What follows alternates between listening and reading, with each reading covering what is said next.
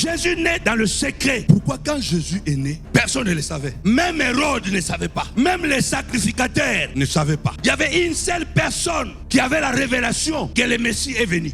Les rois mages l'ont vu quand il est né. Jean-Baptiste, le seul qui avait la révélation que le Messie est déjà sur le terrain. Il a dit, celui qui m'a envoyé m'a dit, celui sur qui tu verras l'Esprit descendre, c'est lui. Jean-Baptiste le présentera, voici l'agneau de Dieu. Écoutez, non, on va doucement. On va doucement. Jésus naît dans le secret. Pourquoi? Parce que sa naissance devait être gardée secrète. Satan ne pouvait pas savoir que Jésus est en train de naître. Donnez-moi les oreilles. Vous savez pourquoi Jésus est plus fort que Satan, même en tant qu'humain? Enlevons d'abord comme Dieu, il est le créateur de Satan. Il n'a pas créé Satan, mais il a créé un ange qui est devenu Satan. C'est pourquoi si moi je te consacre et que demain tu deviens une fausse servante ou un faux serviteur, ce n'est pas mon affaire. Dieu ne voulait pas qu'on sache. Parce que le diable contrôle toutes les portes pour entrer dans le monde. Pendant que le diable était en train de contrôler janvier, février, mars, avril, il a vu vraiment que personne n'est né. Pourquoi? Parce que quand tu nais, on t'enregistre. Si un enfant est né quelque part, on ne l'enregistre pas. Qui saura la date de sa naissance? Ah, je croyais que tu allais acclamer.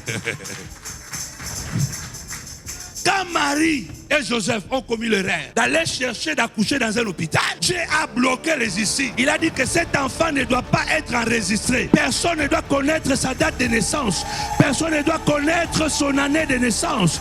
Son naissance est mystérieuse, doit être cachée. C'est pourquoi la Bible déclare, partout où ils allaient, la Bible déclare, on le disait, il n'y a pas de place ici. Il y a des choses qui sont bloquées dans notre vie. Parce que Dieu ne veut pas que ça passe par la porte de cette personne-là. Oh,